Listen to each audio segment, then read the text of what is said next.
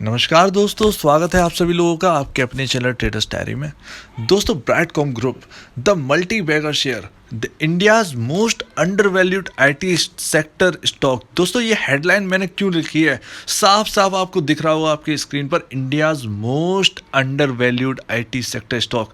दोस्तों, इससे पहले मुझे किसी भी स्टॉक को इतने जल्दी किसी स्टॉक के बारे में इतना जल्दी बताने में, मतलब मुझे कभी अंदर से इतना जल्दी फील नहीं हुआ कि इस स्टॉक के बारे में इतना जल्दी बता दूं। लेकिन इस स्टॉक के लिए इतना भड़बड़ी है कि मैं क्या बताऊं। क्या, क्योंकि इसके जो फंडामेंटल है, मैं काफ़ी दिनों से गौर कर रहा था आईटी सेक्टर की कंपनीज पर। लेकिन अब तक जितनी भी कंपनी चली है, आप चाहे उसमें आप उसका नाम क्यों ना ले लें, टेनला। टेनला अगर मैं कहूँ तो आपको विश्वास शायद नहीं होगा कि टेनला सॉल्यूशंस भी इस स्टॉक के पीछे, इस स्टॉक से पीछे, यानी इस कंपनी से काफ़ी ज़्यादा पीछे है। क्या आपको विश्वास होगा कि अगर मैं कह रहा हूँ कि टेनला सॉल्यूशंस, जो कि 1000 रुपये में काम कर रहा है स्टॉक, वो ब्राइटकॉम ग्रुप से काफ़ी पीछे है। एक बार अगर मैंने कंपैरिजन करवाई तो आप शॉक्ड रह जाएंगे। और काफ़ी ज़्यादा जो मुझे इतना अच्छा लग रहा है इसके ऊपर कवरेज, तो ये मेरी तरफ से बिग कवरेज है इसके ऊपर। इस स्टॉक के ऊपर मैं लगातार हर हफ्ते कवरेज करूँगा और इसके बारे में आपको नई नई डिटेल्स देता रहूँगा जो भी नए अपडेट आते हैं। क्योंकि इसका स्टॉक नहीं चल रहा है, लेकिन जो सेल्स है वो लगातार बढ़ लगी है। कंपनी की वैल्यू बढ़ रही है, लेकिन इतना कहना गलत नहीं होगा कि अगर ये स्टॉक चलने पे आया तो ये 300 रुपये से तो पहले रुकने वाला नहीं है। इसकी अपनी एक वजह है, अगर मैं आपको बताऊंगा तो आपको विश्वास नहीं होगा। तो आप इसके लिए दिल थाम के और बैठिए। पहले मैं आपको इसका बिजनेस दिखाता हूँ, आपको बहुत मज़ा आने वाला है। और अगर आपको मन है तो इस स्टॉक खरीदने का, तो सीधी सी बात है, खरीद डालो तुरंत। कब मौका मिलेगा, कब ये स्टॉक चल पड़ेगा, कुछ नहीं कह सकते। जिसे घुसना है इस गाड़ी में, घुस के बैठ जाओ टिकट लेकर। जितना हो सके अपने हिसाब से क्वांटिटी आप लेकर चल सकते। तो ये तो मैंने अपने वीडियो स्टार्ट होने से पहले ही मैंने आपको बता दिया है, जो मेन चीज़ मैं आपको बता रहा हूँ फंडामेंटली। तो आपको अगर इस स्टॉक में कुछ काफ़ी ज़्यादा इंटरेस्ट है तो आप इस स्टॉक को बेझिझक इस स्टॉक को लेके चल सकते हैं। हालांकि डिसअपॉइंट सिर्फ एक ही चीज़ है, डिसअपॉइंट एक ही चीज़ करती है, वो ये है कि ये स्टॉक में चाल नहीं है। दिक्कत यही है, फंडामेंटली इतना ज़्यादा स्ट्रॉन्ग है कि टेनला को भी हराने का जो दम है वो रखती है कंपनी। लेकिन बस एक ही प्रॉब्लम है कि इस कंपनी का जो स्टॉक है वो चलता नहीं है। तो चलिए पहले हम इसकी जो बिजनेस की जो साइट, इनकी जो साइट है, पहले हम लोग उसको चेक करके देखते हैं और समझ में आ जाती है उधर से क्वालिटी। तो चलिए हम चेक करके देखते हैं। तो दोस्तों, ये हम गूगल के पेज पर आ गए और हम यहाँ पर सर्च करने वाले हैं ब्राइटकॉम ग्रुप। तो यहाँ पर हम सर्च करने वाले हैं ब्राइटकॉम ग्रुप को, और ये हमने सर्च कर लिया है ब्राइटकॉम ग्रुप। तो ये यहाँ पर साइट खुलकर आ गई है, brightcomgroup.com। तो चलिए पहले हम साइट देख लेते हैं, फिर उसके बाद हम विकीपीडिया पर और भी सारी डिटेल्स जो हैं वो हम चेक करने वाले हैं। तो पहले साइट देख लेते हैं। तो ये आपके सामने ओपन हो चुकी है साइट, और साइट जो है वो एक नंबर है यार। तो मतलब आप अगर चेक करेंगे अपने किसी लैपटॉप पर या फ़ोन पर तो आपको समझ में आएगा। ऐसा कोई नाम नहीं है जो इस कंपनी के साथ जुड़ा ना हो, ठीक है ना। तो ये आप कोई भी देख लीजिए, आप इतनी बड़ी कंपनी है भाई साहब यार, 22 लोकेशंस पर ये प्रेजेंट है ग्लोबली, ठीक है ना। तो इसका जो शेयर है ना वो छोड़िएगा नहीं, इसका जितना आप ले सकते हैं वो लीजिए। चाहे आईटीसी, एक तरह से आप समझिएगा कि मार्केट की आईटीसी कंपनी है, ठीक है ना।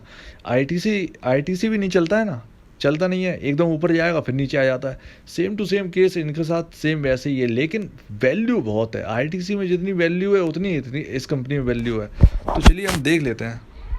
तो यहाँ पर आपके सामने आ जाता है, तो एड टेक कंपनी है, यानी जैसे मैं आपको बता दूँ, यहाँ पर जैसे आपकी कोई कंपनी है, आप मान लीजिए आप एयरटेल के मालिक हैं और आपको एयरटेल का एडवर्टाइज़ करवाना है, ठीक है ना। अब एडवर्टाइज़ करने का आपके मन में क्या आएगा, टीवी पर एडवर्टाइज़ करवा देते हैं, न्यूज़पेपर में एडवर्टाइज़ करवा देते हैं, है ना, सोशल मीडिया पर एडवर्टाइज़ करवाते नहीं। सिर्फ एडवर्टाइज़ का मतलब ये पुराना ज़माना हो गया। ये सीधा हमने कहा कि टीवी पर करवा दें तो न्यूज़पेपर करवा दें, तो ये सब पुराने ज़माने का हो गया। आजकल डिटेल निकाली जाती है नेट से।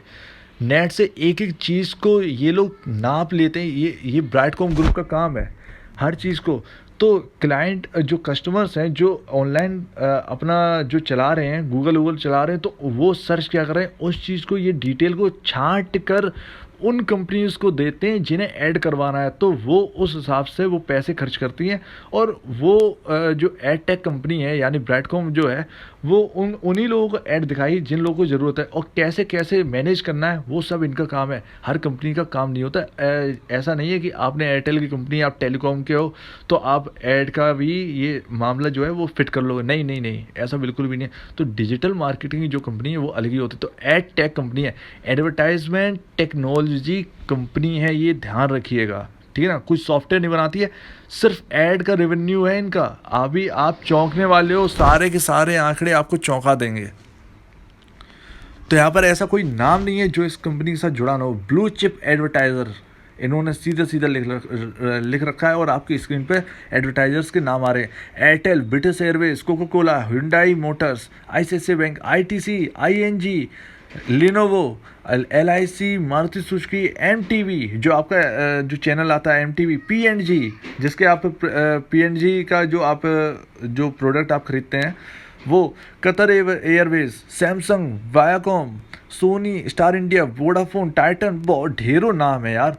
पब्लिशर और जो कि यूनिलीवर है, पब्लिशर इंक्लूडेड।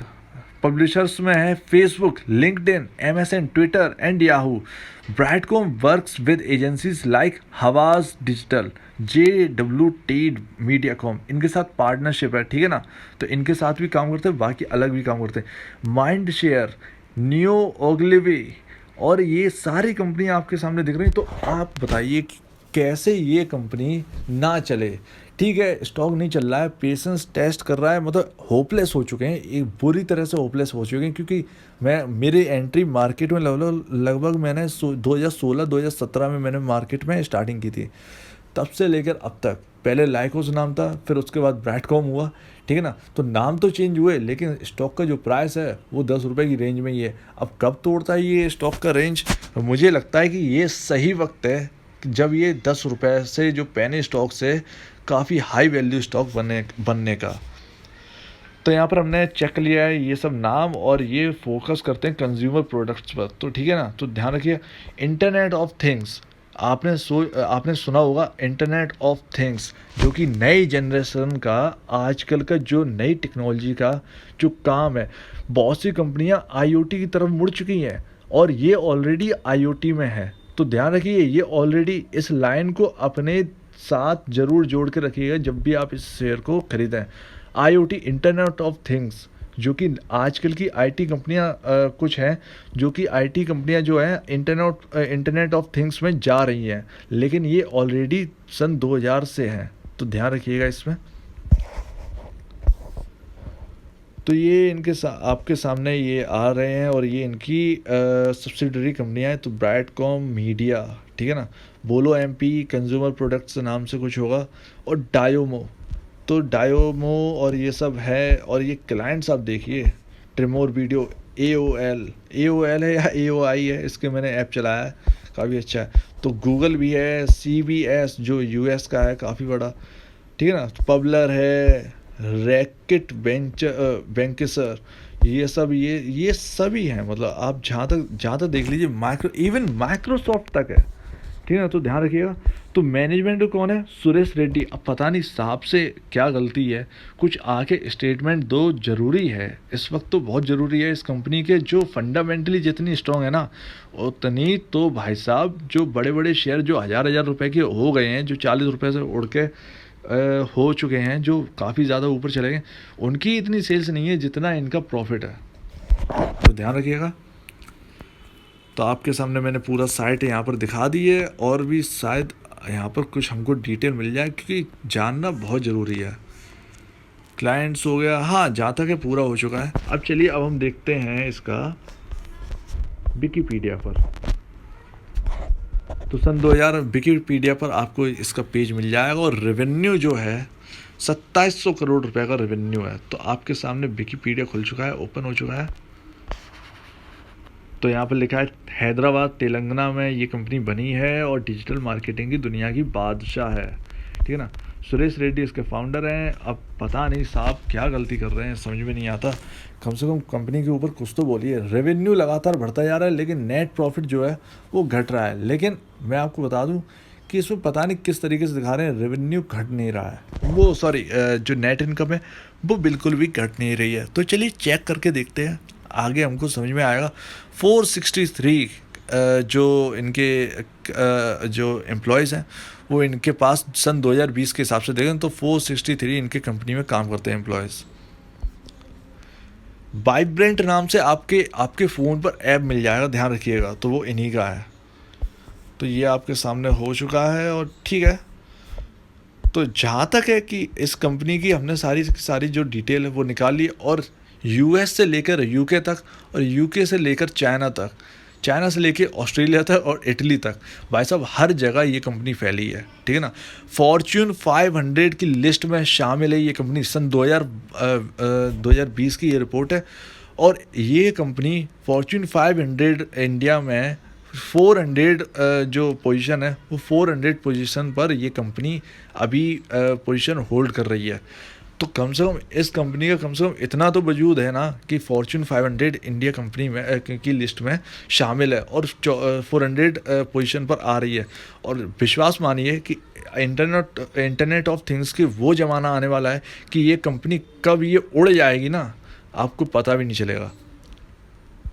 तो इसको ज़रा रडार पे रखिएगा। तो हमने यहाँ पर समझ लिया। अब चलिए हम देखते हैं इसके फंडामेंटल जो मैं आपको दिखाना चाहता हूँ। तो चलिए देखते हैं। तो दोस्तों आपके सामने एक वॉलपेपर आ रहा है जिसमें दो लोगो आपको दिए रखे होंगे। एक तरफ ब्राइटकॉम ग्रुप का ब्राइटकॉम मीडिया लिखा होगा और एक तरफ लिखा होगा लाइकोस। अब ये लाइकोस क्या है, ज़्यादातर लोगों को पता तो होगा ही, और अगर आपको नहीं पता है तो मैं बता दूँ कि ब्राइटकॉम ग्रुप का ओल्ड नाम यानी पुराना नाम लाइकोस इंटरनेट था, ठीक है ना। तो अब एक बार आप कमेंट सेक्शन में ज़रूर बताना कि लोगो कौन सा अच्छा लगा, लाइकोस का आपको लोगो अच्छा लगा या ब्राइटकॉम मीडिया का या ब्राइटकॉम ग्रुप का जो लोगो है वो आपको अच्छा लगा। तो आप प्लीज़ बताइएगा कमेंट करके। तो आपके सामने फंडामेंटल आपके सामने खुल चुके हैं और यही है पिटारा आपका खजाने का। तो यहाँ पर मार्केट कैप क्या है, 660 करोड़ रुपए ओनली, ठीक है ना। 660 करोड़ रुपए का मार्केट कैप है। अर्निंग पर शेयर क्या है, 5.37। हर स्टॉक में, मैंने कहा ना, हर स्टॉक में देखने को नहीं मिलता है, लेकिन 7 रुपये के या 8 रुपये के एक स्टॉक है जिसमें आपको अर्निंग पर शेयर 5.37 देखने को मिल रहा है। भैया बहुत बड़ी बात है, ठीक है ना। ऐसे स्टॉक रहते नहीं है इस रेट पर। पी रेशियो क्या है, 1.47। इसीलिए मैंने सबसे पहले जो लिखा है वो India's most under valued IT sector stock, ठीक है ना, इसीलिए वो मैंने लाइन लिखी है। 1.47 है स्टॉक का पी रेशियो। इंडस्ट्री का पी रेशियो कितना है, 30.54। कंपैरिजन करो तो 28 के आसपास का जो है वो हमको 29 के आसपास का जो है वो हमें यहाँ पर डिस्काउंट देखने को मिलता है, यहाँ पर गैप देखने को मिलता है इंडस्ट्री पी से।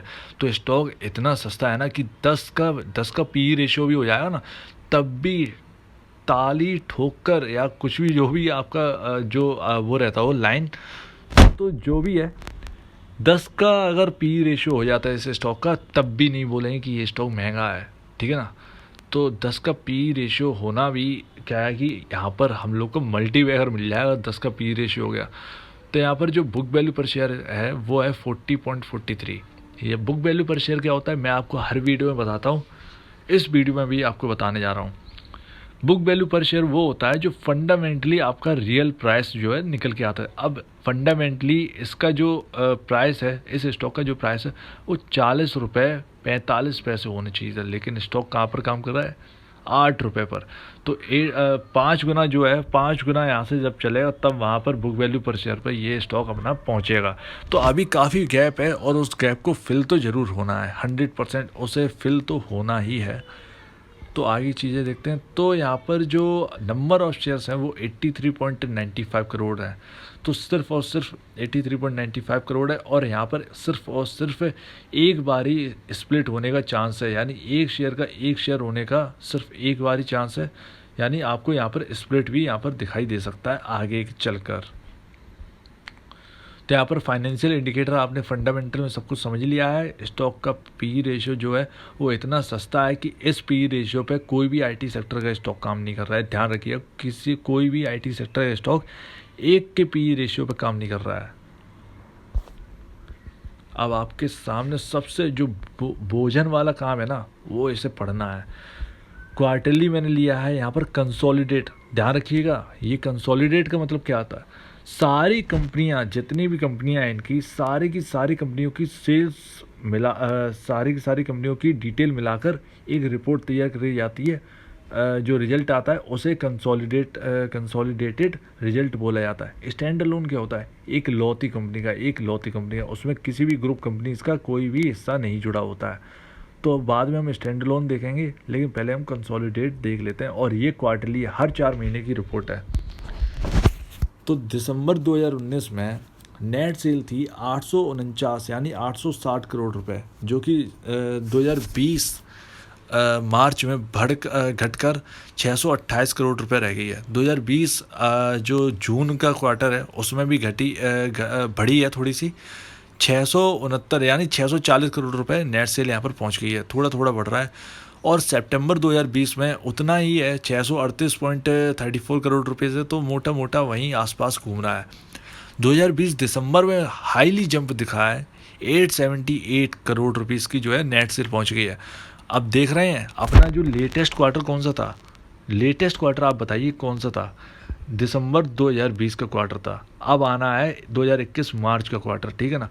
तो दिसंबर 2020 का जो क्वार्टर वो 4 क्वार्टर में सबसे बेहतरीन था। ध्यान रखिएगा, आपकी स्क्रीन पर दिखाई दे रहा होगा आपके सामने कंसोलिडेटेड नेट प्रॉफिट है। तो कंसोलिडेट छोड़िए, नेट प्रॉफिट पर ध्यान दीजिए। नेट प्रॉफिट है ये। और 2019 में नेट प्रॉफिट था 143.84 करोड़ रुपीस का, सब कुछ टैक्स काट के, ठीक है ना। टैक्स काट कर जो प्रॉफिट था वो 143.84 करोड़ रुपीस था। 2020 मार्च में प्रॉफिट घटा, 107.65 करोड़ रुपीस का प्रॉफिट रह गया। 2020 जून के क्वार्टर में भी घटा है, 101.38 करोड़ रुपए का प्रॉफिट रह गया। 2020 अगर सितंबर की बात करें, 2020 सितंबर के क्वार्टर की बात करें तो 103 करोड़ रुपए जो है प्रॉफिट थोड़ा सा बढ़ा है, तो 1.5 करोड़ के आसपास जो है वो प्रॉफिट बढ़ा है। और सबसे ज़्यादा जो बढ़ा है वो दिसंबर 2020 के क्वार्टर में 138.60 करोड़ रुपीस का नेट प्रॉफिट यहाँ पर बढ़ा है। जो एडजस्टेड ईपीएस है क्वार्टरली का अगर मैं बात करूं तो 2.73 है अभी करेंटली 2.73 है quarterly basis, only quarterly basis. अब आपके सामने एनुअल रखा है, एनुअल कंसोलिडेटेड, यानी पूरे साल का जो है वो रखा है। पहले 4 महीने का था, अभी यहाँ पर साल two year on year comparison होगा, ठीक है ना। तो 2016 में जो नेट सेल थी इनकी वो थी 2255 करोड़ रुपीस। मैंने कहा ना 10 लाख के 10 लाख फेल है इसके सामने। तो यहाँ पर नेट सेल जो है 2016 में 2255 करोड़ 55.90 करोड़ की नेट सेल है। 2017 में बढ़कर जो नेट सेल पहुँच गई 2451 करोड़ रुपीस की। 2018 में वही है, थोड़ा सा मिस है, 30 करोड़ रुपए का मिस है, 2420 करोड़ रुपए की नेट सेल रह गई है। 2019 में इतनी बढ़िया इसने रिकॉर्ड तय किया है अपना, 2580 करोड़ रुपए का नेट सेल पहुंच गई है इनकी। 2020 मार्च की अगर हम बात करें तो 2692 करोड़ रुपए। तो यहाँ पर देख रहे हैं ना, हर साल एक जंप हमको देखने को मिल रहा है, ठीक है ना। हर साल जो है वो जंप देखने को मिल रहा है नेट सेल में। अब आपके सामने कंसोलिडेटेड नेट प्रॉफिट है ईयर ऑन ईयर का। तो 2016 में इनका प्रॉफिट था 399.51 करोड़ रुपए, 2017 में 429 करोड़ रुपए का प्रॉफिट था, 2018 में 407 करोड़ रुपए का प्रॉफिट था, 2019 में 444 करोड़ रुपए का प्रॉफिट था, और 2020 मार्च में 440 करोड़ रुपए का प्रॉफिट था। तो एक गाड़ी तो है, लेकिन वो 400 करोड़ के आसपास इर्द गिर्द जो है वो घूम रही है, ठीक है ना। तो यहाँ पर कुछ भी ऊपर नीचे काफ़ी ज़्यादा नहीं है, एक समतर जो है सिमिलर वो चल रहा है, ठीक है ना। तो यहाँ पर जब तक फायर वर्क तभी होंगे जब यहाँ पर जो प्रॉफिट है वो काफ़ी ज़्यादा बढ़ के आएगा। तो एडजस्टेड ईपीएस क्या है, करेंटली 2020 मार्च के हिसाब से 9.24 इसका ईपीएस है। तो ध्यान रखिएगा, EPS year on year basis 9.24 पे है और उसमें हम लोग देख रहे हैं 5.31, तो वो एडजस्टेड है टोटल। लेकिन जो आपके सामने जो ईपीएस है वो कंसोलिडेट का 9.24 है। अब आपके सामने स्टैंड लोन की रिपोर्ट रखती है, तो स्टैंड लोन से आप चौंकिएगा नहीं। देखिए ग्रुप कंपनीज तो है तो इसी की ना, कुछ अगर इसमें कुछ दिक्कत चल रही हो तो कोई दिक्कत की बात नहीं है। तो क्वार्टरली क्या है, नेट सेल है 2019 के दिसंबर के साथ 2000 नेट सेल है 2019 दिसंबर के हिसाब से 112 करोड़ रुपए। 2020 मार्च में 124 करोड़ रुपए नेट सेल है। 2020 जो जून में नेट सेल है 116 करोड़ रुपए। तो 2020 सितंबर में सबसे ज़्यादा जो गिरी है नेट सेल, तो गिरकर 82.50 करोड़ रुपीज़ पहुंच गई। और 2020 दिसंबर की अगर हम बात करें तो 83.54 करोड़ रुपीज़ यहाँ पर नेट सेल है। प्रॉफिट भी कुछ भी नहीं है, 0.03% क्या ही नेट प्रॉफिट है। और 2020 दिसंबर की हम बात करें, एडजस्टेड ईपीएस जो है वो कुछ भी नहीं है। तो यहाँ पर स्टैंड लोन खराब है, लेकिन कंसोलिडेट कई कंपनी को पीछे छोड़ दिया है। अब चलिए आगे की रिपोर्ट देखते हैं। अब दोस्तों आपके सामने है असेट्स, जो कि इसके मार्केट कैप आपको ध्यान होगा 660 करोड़ रुपए का था ना, आपको पक्का याद है, दोबारा देख लीजिएगा, 660 करोड़ रुपए का मार्केट कैप है। लेकिन जो इनके पास असेट्स हैं वो हैं 3266 करोड़ रुपए के असेट्स। तो सोचिए 660 करोड़ रुपए की कंपनी है टोटल, लेकिन उसके पास असेट कितने हैं 3266 करोड़ रुपए के। यहाँ पर मैं आपको अपने मन से बताऊँ ना, अपनी डिटेल से, अपने अपने जो एनालिसिस से बताऊँ, इस कंपनी का जो मार्केट कैप है वो कम से कम यहाँ से 15,000 करोड़ रुपए के आसपास की ये कंपनी होनी चाहिए थी। लेकिन जो कंपनी का जो वैल्यू है वो 660 करोड़ रुपए की अटकी हुई है। यहाँ पर ऐसा लगता है कि कोई वैल्यू देने को तैयार नहीं है। तो समझ में नहीं आ रहा कि चल क्या रहा है। बड़ा यार एक केस स्टडी बन के रह गया है ये स्टॉक भाई, बहुत ज़्यादा। मैं खुद भी इस कंपनी के अंदर शेयर होल्डर हूँ और मैं खुद भी ये परेशान हूँ कि, लेकिन मैं यहाँ पर सजा बैठा हूँ कि भैया इसके फंडामेंटल बहुत स्ट्रांग है, तो ये कभी जब चलेगी ना तो ये रॉकेट फाड़ के चलेगी। तो मतलब ये समझो कि 300 रुपये का तो रेट तो ये रखा है यहाँ पर। तो यहाँ पर आपको समझ में आ गया होगा कि 2020 मार्च के हिसाब से 3266 करोड़ रुपए की इनके पास असेट्स हैं। तो जो शेयर होल्डिंग पैटर्न है, और लेटेस्ट शेयर होल्डिंग पैटर्न आ गया है 2021 मार्च का, तो उसको चेक करते हैं। तो यहाँ पर जो प्रमोटर की जो हिस्सेदारी है वो 36.76% है। पब्लिक की जो हिस्सेदारी है वो 63.24% है। ठीक है ना। एफ आई आई 0.72% इस कंपनी में होल्ड करते हैं। DII कुछ भी होल्ड नहीं करते हैं, शुरू से ही होल्ड नहीं कर रहे थे। नॉन इंस्टीट्यूशन इन्वेस्टर यानी रिटेल इन्वेस्टर 62.52% इस कंपनी में होल्ड करते हैं। लेकिन आप प्रमोटर की जो प्लेज की है वो 31.91% ही प्रमोटर का जो हिस्सा है वो प्लेज रह गया है। तो ध्यान रखिएगा, एक साल पहले, आज से यानी मार्च 2021 से एक साल पहले यानी मार्च 2020 की हम बात करें तो 50% प्रमोटर की जो होल्डिंग है वो जो है वो गिरवी रखी हुई थी। लेकिन उन्होंने, प्रमोटर ने जो है वो होल्डिंग छुड़वाई, 20% के आसपास उन्होंने होल्डिंग छुड़वा ली अपनी। तो ध्यान रखिए, यहाँ पर प्रमोटर तो एग्रेसिव है, लेकिन यहाँ पर कंपनी की जो वैल्यू है कम निकल के आती है, ये समझ में नहीं आ रहा। और मुझे लगता है कि ये मौका जो है ना वो इसी 1-1.5 महीने के अंदर ही हमको मिलेगा। आपके सामने जो स्टॉक का प्राइस है वो 7.85 रुपीज़ है, और आज का 28 अप्रैल का आज का टाइम है, और 7.85 रुपीज़ पे बंद हुआ है, यानी 0.6% यहाँ पर बंद हुआ है। वॉल्यूम है 20 लाख का यहाँ पर वॉल्यूम हुआ है। आपके सामने ऑल टाइम का चार्ट है। मई 2015 में ये कंपनी लिस्ट हुई थी, 8 मई 2015 में ये कंपनी आई थी। और दोस्तों ये कंपनी जो है ये अपना जो इसने शुरुआती में जो हाई बनाया था वो बनाया था 46 रुपीज़ का। उसके बाद कोई हाई नहीं बनाया। उसके बाद लगातार ये कंपनी एकदम डंप हो गई और नीचे आ गई है एकदम बुरी तरह से। अब समझ में नहीं आता क्या था, प्रमोटर की तरफ से कोई दिक्कत थी क्या था, लेकिन नहीं पता। लेकिन आज के हिसाब से कोई भी दिक्कत नहीं है, ध्यान रखिएगा, लाइन को नोट करिएगा। आज के हिसाब से प्रमोटर की तरफ से कोई दिक्कत नहीं है। प्रमोटर अपनी प्लेज होल्डिंग्स उल्टा छुड़वा हो रहे हैं। तो यहाँ पर देखते हैं 9 रुपये, जो 8 रुपये के ऊपर अगर ये स्टेबल हो गया एक बार, दो दिन अगर उसने इस स्टॉक ने 8 रुपये के ऊपर जो है वो क्लोजिंग दे दी, तो ये स्टॉक जो है वो हमारा रॉकेट होने वाला है। 1 रुपये 10 रुपये के ऊपर चला गया ना ऑल टाइम का, तो भाई साहब समझिए कि इतने जो होपलेस लोग हैं उनके अंदर होप इतनी आ जाए कि इस शेयर को हर कोई खरीदना चाहेगा। ध्यान रखिएगा ये बात, जिसे भी फंडामेंटल पता चलेगा वो इस कंपनी में ज़रूर हिस्सा लेना चाहेगा। हिस्सा इन द सेंस मतलब शेयर लेना चाहेगा।